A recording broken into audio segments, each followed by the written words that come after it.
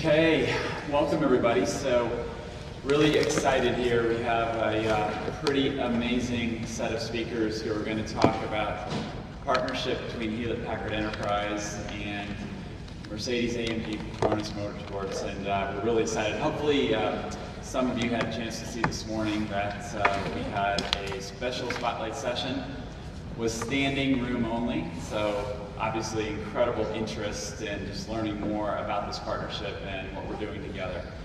Why don't we go ahead and we'll roll the video, and then we'll go ahead and we'll jump in and get started.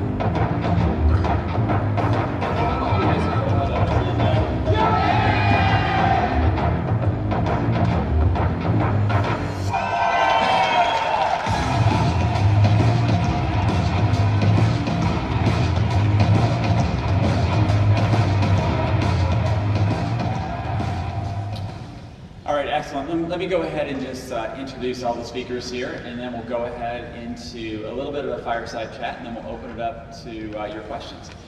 So first, let me introduce Toto Wolff. Toto is the team principal and CEO of Mercedes AMG Petronas Motorsports. Welcome, Toto. Hi, everybody. We have Lewis Hamilton. Lewis is the 2018 FIA Formula One World Champion driver, Mercedes AMG Petronas Motorsports. Lewis, thank you for being with us today. And once again, congratulations on a great year. We also have Matt Harris, and Matt is the head of IT for Mercedes AMG Petronas Motorsports. So Matt's going to be able to talk a lot about the technology and the integration and how we're working together. So Matt, welcome. Okay.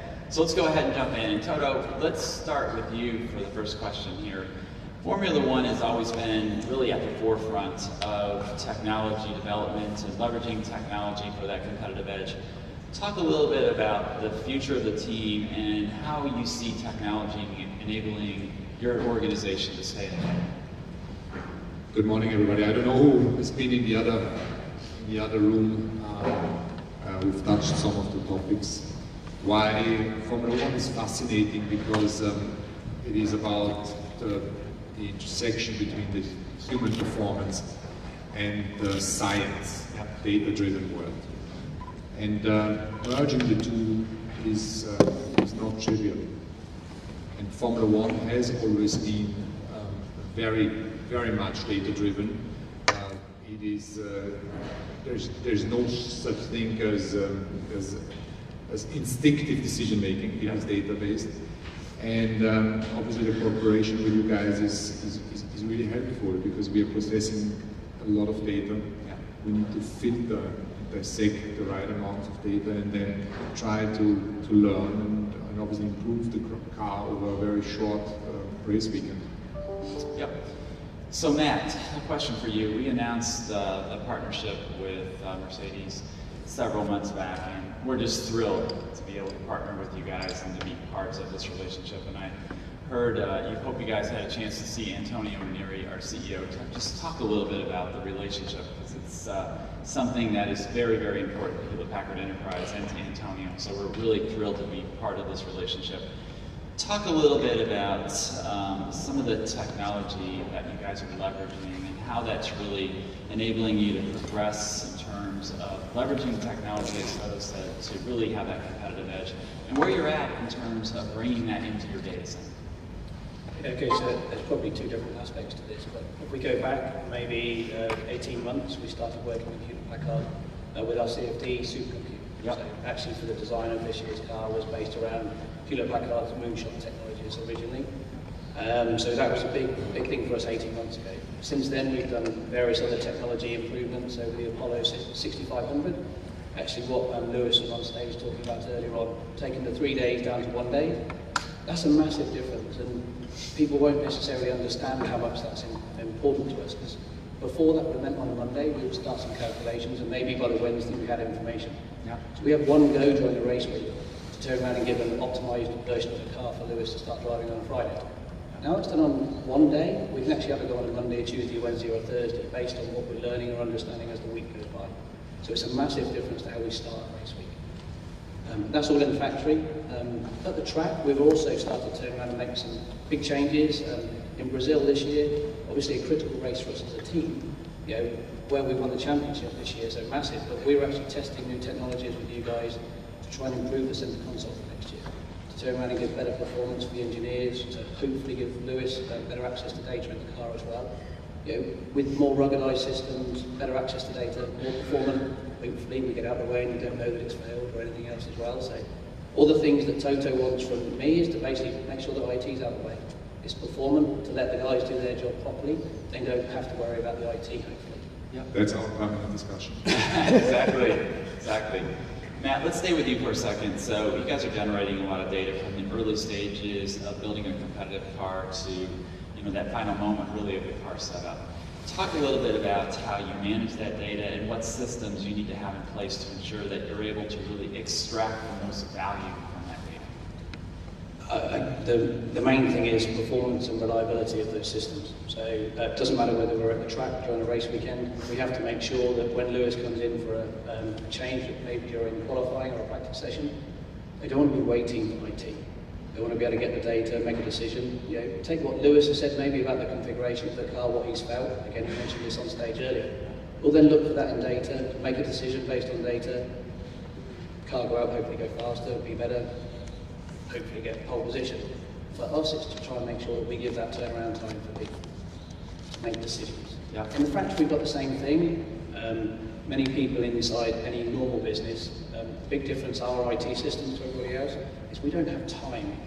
You know, our iteration time is about 375 hours between versions of a car. That's 2 weeks. We go for every week when we have iterated that fast this year. Most companies won't iterate in 375 hours, even a software company. So for us, it's to make sure it's reliable, it's performant, but it's always got to be there and always working. So it's critical systems underlying, but ideally not being seen by these guys. Yeah. So Lewis, how does that access to data and more data change your practice times and really your race day experience? Talk about the impact of data when you're out there on the track. Well, it doesn't really, it doesn't necessarily change your practice times.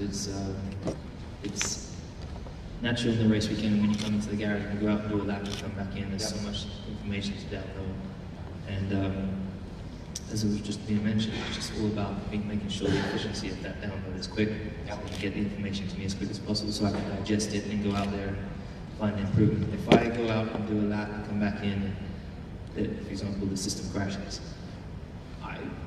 being that I'm experienced, I could probably go out there and find some time, but maybe it could be the difference between the 10th and that could be the difference between the first and second. That's 7 points worth through our race weekend. So it's really just about the efficiency, and I'm constantly pushing them to move that forward, to make sure, as is Toto, to make sure that we don't really even notice it. It just runs as smoothly as possible, because that just enables us to analyze and move the car forward. It's all about moving the car into a better window. So the better we can analyze that data, the better we can put the output. Yep. So Toto, you talk a lot about technology's role in enabling your team to improve performance and free up resources and being able to be more flexible, ultimately to go faster. And what does it mean as you look across all the functions? So we're talking certainly about race day, but when you think of all the various functions that come together across your organization to enable you guys to have that winning edge. Well, what you see or what we talk about most is the race weekends performance and processing of the technical data.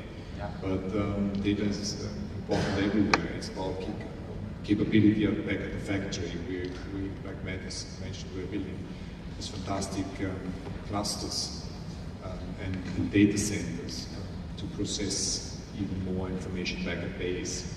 It is about there's all the support functions that are crucial for functioning of the Formula team, and not just high performance engineering parts.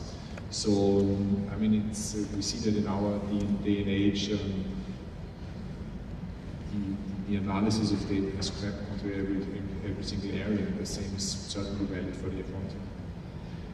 You know, Toto, you've talked a lot about culture and winning and building a winning culture. Maybe you could comment just a little bit about your thoughts on that. Yeah, it's culture is an easy said word. You can put it on a PowerPoint and talk a lot about it, how you like your organization, what kind of values your organization you want them to have or you want us to have. But as a matter of fact, for me, and I said it before, the culture is really the immune system of the company. You only realize whether you have this right set of values when times are difficult. And we strongly believe that as a competitive group, we need to challenge each other, we need to be brutally honest and transparent with each other, but realize we're not falling out with each other because it's just a constant improvement that we're seeking. We very much believe that topics like trust, loyalty and honesty are at the core of our values, and we have had difficult moments this year where races have not gone as we expected. We kept the calm and we stayed true to our values. And I think this gave us the edge, among others, gave us the edge to beat Ferrari. So maybe Lewis, the final question before we open it up here for folks to ask their questions. First of all, and I think, you know, just in the spirit of celebration, I think we should give these guys a hand for the great year that they had. Constructor Cup and the leading driver championship. I mean, I think that is just pretty incredible. So congratulations, because you guys have had truly an amazing year, and again, it's a privilege for us to be able to partner and work with you. But Lewis, maybe just talk a little bit about, you know, data, but also the secret sauce behind some of your success this year on the track, and how that all comes together when you think of all the things that have to happen before you go out on the track for you to win. Well, I mean, there's almost 1,800 people back at the factory who are working non-stop throughout the year to build these two cars. So it's a huge team. There's a huge push behind it. It's all about how much energy. You know, we've had the success each year. How do you innovate? How do you motivate all these individuals? Which is maybe Toto's job, but I think ultimately also they've got to be confident that they've got the right driver in the seat, and that I'm delivering or finishing the job, the great work that they're doing. So what's going on in the background it's fascinating. You go back and you see the engineers coming up with all these creative ideas, and you see it all come together, a new development that comes that gives you 0.07 of a 10. It's quite incredible when you go out there and you actually feel it. So it's a machine, a monster that's just constantly moving and evolving throughout the year. We start with a brand new car at the beginning of the year, not knowing where we're going to stand once we get to the first race, and then we just never give up. We have difficult weekends, but we reflect quite heavily on those and rebound quite strong in the next race or the one after that. And the car's development is over 2 seconds throughout the year, so the car's getting quicker and quicker as you go through the season. It's evolving, and the car wants to be put in a different place. You can stretch its legs a little bit more. And as a driver, it starts off probably more physical at the beginning, and then it gets more mental later on. So there's so many elements that I can't even talk about more. But it takes a real team effort to get the results that we've had. We're the only other. There's only one other team that's won 5 double world titles, and that was Ferrari. So we've now matched them, and our job is to pass them. On to 6. Good. All right, so let's go ahead and we'll take some questions. Yep. First question out here. So I've got a question for Lewis and for the team. It's about the user experience of this technology. You're sitting in a tiny space with a very tiny screen in front of you, or set of indicators. I do a lot of work with Paralympic sailing, and they're using different ways of getting sensory input. So blind sailors, for example, will sometimes have a feather that rubs the back of their neck to tell them where the wind is going. How do you get all this data in so that you can process it? And given the, the real, I know you're not listening to Radio 2, drumming your finger on the steering wheel. How do you get all of this data in? And is there a future where you might actually have some embedded technology for implants? Well, there's things that we're looking at, for example, heads-up display maybe, for example, in the helmet, which is something technology we're quite far behind on that, for example. There's not, we're using still wind mirrors, for example, which you can't actually see much out of at the speeds that we're going, so we're talking about potentially having, rear view cameras, for example, so you can see them in the visor. But basically engineers, I think on my steering wheel I have something like 20 buttons, switches altogether. The engineers are like, they want to give you 100 basically.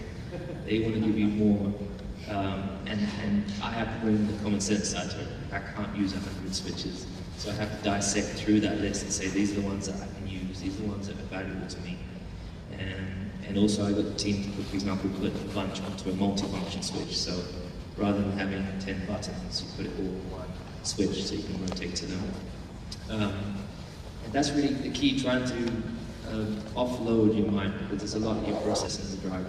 You're driving at speeds of 200 miles plus, and you're taking in all this information, which is quite incredible how the brain processes all of that at those speeds. And then you have to then they're feeding you information, like go to default on the steering wheel. They'll say, whilst you're doing a lap, they'll tell you to switch off default 62. So you have to go +6, 1, 2, 3, 4, 5, 6, 1, 2, press OK, whilst not losing any time. And it's all these different things that they're trying to balance. So it's really a working process that you sit down with the engineers at the beginning of the year. They say, there's this new advancement that we can use here. Or, it's about efficiency. And so and then as a driver, you're practicing, so you're training your mind through simulation and on the track, so you can get through those things like a second nature.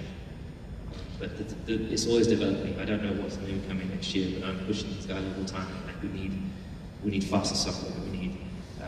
We need more faster data analysis. I need the information on my screen when I come in from a lap and qualifying through Q1. I need the information quicker. There's all these different things, so I'm having to lean on them a lot, and they're pushing as hard as they can to evolve it. And that's the great thing with technology; it's always advancing. And I come in after a race and I'm like, this is not good enough. This is an area that we need to focus on. The guys go and dissect that, and they're going to make a new front wing or a new front dampener, for example. That's more efficient. So that's the cool process that we go through. Yeah, and by the way, in our transformation showcase, hopefully you guys have had a chance to see that, we actually have a car and we have the steering wheel, so you get a chance to experience some of the technology and see what Lewis is actually talking about when he's in car racing. Next question. Okay, we'll get you next. Hi, Julia Talevsky from Australian Racer Reviews. I think my question's more for Matt. Was there an integration partner involved, and what does the rest of your technology stack look like? Okay, so the technology, actually we work directly with the Point-Next team, excuse me. Ever since we started the partnership, we've actually been direct with HPE. We use the Point-Next services to help us with a variety of elements, whether that's to do with integration of Edgeline and the testing we've been doing there, which this week we've actually signed off the first test cases, and that will be going race team next year. So that will be delivering some of the advances for Lewis. We're delivering data to him sat in the car, and also the engineers that sat on the console, and also to Toto to some degree. So that integration is happening now. We've also been working on lots of different ways to analyse data faster. So before we even get to a race weekend, there's a huge amount of compute goes in, whether it's to the strategy team or whether it's actually to the setup of the car and the tyre group. and there's a lot of work going in there simply with compute. Now, I don't want to underplay that, that's massive. But there's also work that we're doing in the machine learning area, and a number of our senior management, including myself, we've always been, for the last year or so, a bit sceptical about how much you can really do with machine learning and how much is just advanced analytics. We've got a bit of a split in the senior management about what the computer can really do. Can't talk about the details, but because of HPE, we have got some work that's happening now that used to take us 4 weeks for one person to analyse some data. That's now 1 day, and it's actually done with a computer now, and the computer's now actually finding things that the human wasn't spotting. So this is a first for us, so it's the first time where we can actually say there is something the computer's better than the human. Now the human's seen it, we're now thinking of some other things to now program into the software, but that's the first advantage we're going to be starting to see for the next year's car, directly coming from HPE's resource. And the other point there is that we've actually got 2 HPE people embedded in the team. Antonio mentioned this yesterday. One's actually directly in IT, so technical resource for myself to, Toto's not going to like me there. We've got a fairly small IT team. I'm going to get in there what I can. But basically what we're doing is we're expanding that team with the use of actually resource from HPE directly. We've got one embedded in IT. There'll actually be a data scientist embedded in the strategy team as well. They actually start next week full time with us. And those are the key roles to try and actually improve what we're doing as a business, bringing in external thoughts and new technologies, new ways of doing things. Because I've been in the sport 20 years, doesn't mean I know everything, because I've actually been in the sport for 20 years. So bringing in fresh ideas from outside is a really good thing for us. Luckily, you haven't come up with a system where you don't need a driver. I've been safe for a while. They actually programmed the robot to drive a racing car, and the human wasn't doing a representative lab, and the human was far away from you, and no chance. Chance beats the robot every day. Right here. Shall I just shout? Go ahead. Hi, Mike Wolff from Tech Radar Pro. There's been a lot of talk recently about too much tech in F1, but Lewis, as you touched on this morning, there's a lot of F1 tech that's trickling down to road cars, and we're hoping to see much more of that in the future. So does this kind of show the importance of having these big tech partnerships with companies like HPE? I personally think so. I mean, I think when I started racing in karting, it's obviously very basic. It's all tires and engine, but it's very, very low tech. And as I started to progress to cars, that's when data became a key factor in understanding and analyzing, being able to see what's on the screen and be able to dissect it mentally and apply it to what's happening on the track. But then when I got to Formula 1, seeing how much technology is used from there, for example, using the robot technology in building the engines, it's fascinating. They plug in a bunch of digits and software programming, and it churns out this incredible piece of work. So it's been amazing to see, and also as I was saying, that in 2009 I remember flying to Boston to the A123, seeing the first time we went and saw the new technology with batteries, and that I remember going and seeing the process of that and seeing that evolve. Now that technology is in road cars, for example, that is really a massive part of the future. So it is quite cool that we are now utilizing this amazing platform in all aspects, from lubricants to computing to, I mean, it's fascinating to be a part of it. That's probably, the driving part is probably the coolest part for me, but going back to the factory and seeing all these individuals working in all these different areas and seeing it evolve and really the evolution of this technology, it's just as exciting, I would say. Good.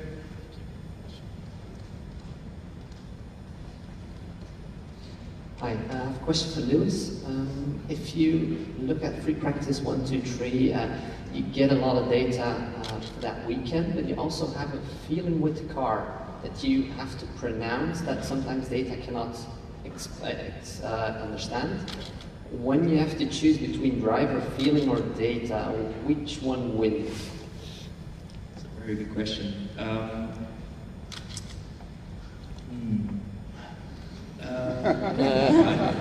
With the engineers,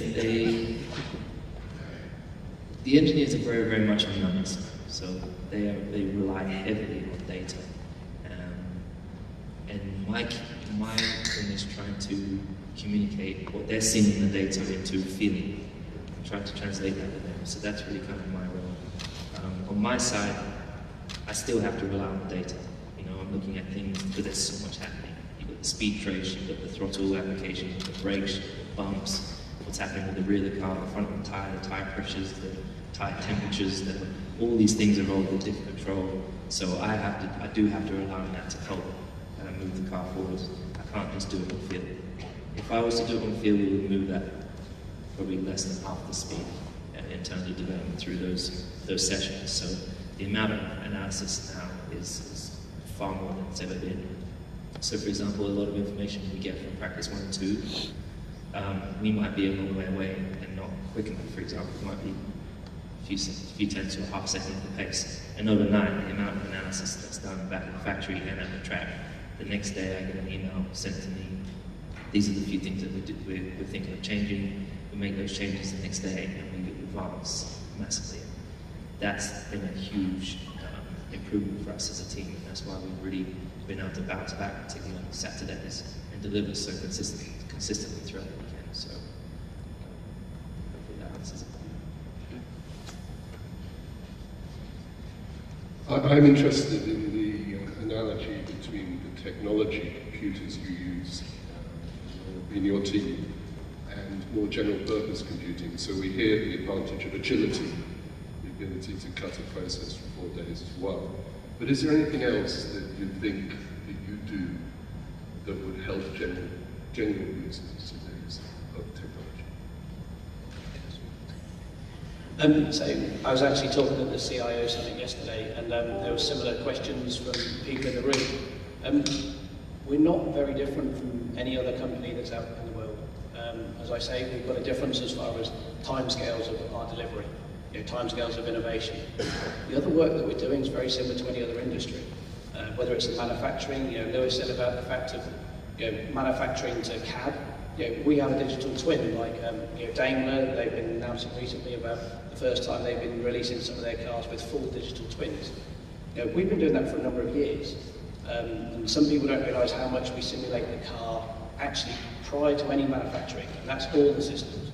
Whether it's the steering wheel in a software virtualization, whether it's actually what we do in our driver-in-the-loop simulator, whether it's in the dyno, the wind tunnel CFD. We do a huge amount of pre-simulation to make sure that we're saving money and saving time. The more time we give our designers at the beginning of the year to turn around and actually iterate on designs before we manufacture, we save money, but hopefully we put a faster car on track early doors. So a huge amount of what we do as a business just relates to any other business. We're just in a way faster cadence than it is in, I'm going to say, a normal business for a second. Because our currency most of the time is time.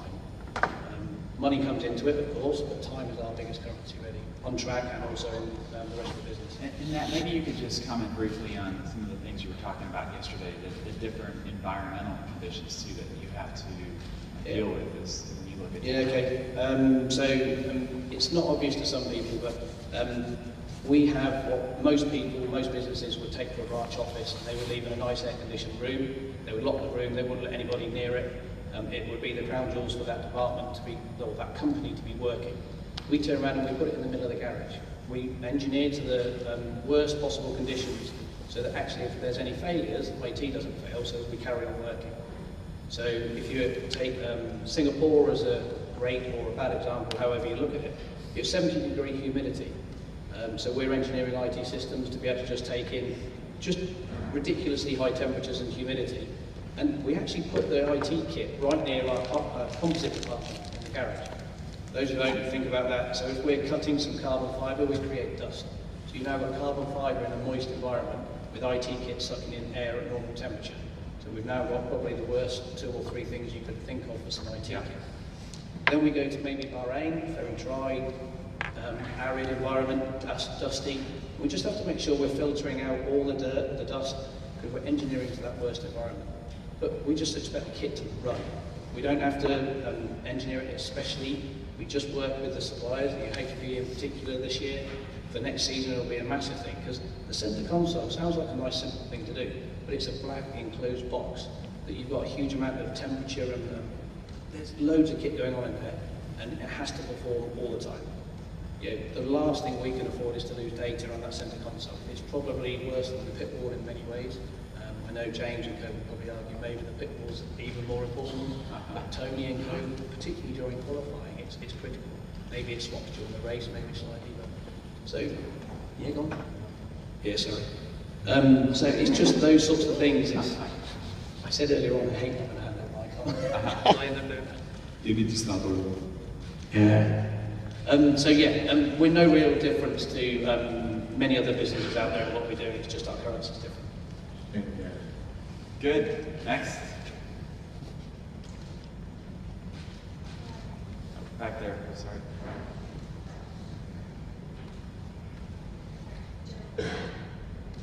Oh, okay. Maybe we'll take that one. If we can take that one question real quick, then we'll break.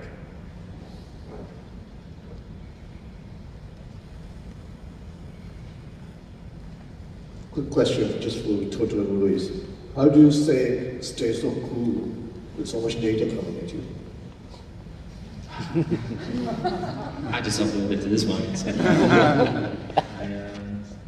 On my side, I let those around me do the worrying. So it's Toto's job to worry, to stress that everyone's doing their job right, and she'll do it to make sure that everything's operating well. And for me personally, I just got to keep my mind as clear as possible so that I can filter. I know I've naturally been racing for a long time, so I know what I need to filter and what I don't need. And it's just about being fluid, so you can get out there and be dynamic and deliver when upon request. That's what Toto answers. I'm trying to be actually the counterpole to all the data in the race environment, providing a little bit of common sense. Because, as we said before, it's about merging the two worlds. Sometimes we were let down by data before. Many years ago, we lost the race in Monaco where our system simply didn't work anymore. We didn't realize they were frozen. And if you're just looking at the screen and trying to find explanation, you're forgetting that there's a race happening out there. And nevertheless, I'm not saying that what we are doing is gut-driven or instinct-driven or common sense. Business, it's 90% data-driven, but keeping the eyes open and actually looking at the sky and saying it's raining whilst the data say it's not can be helpful sometimes. Okay, first of all, I want to thank Matt, Lewis, and Toto. Please give them. And by the way, they flew in late last night, overnight, so they just arrived. So, once again, thank you so much, guys, for your commitment, for being here, and for telling your story, and for the partnership with Hewlett Packard Enterprise. We are thrilled, and we're looking forward to another great year. So thank you so much. And just a compliment back, there were some really good questions in here. We get to ask many times about the normal racing stuff, but that was really a good experience for us too. You were a great audience. Thank you.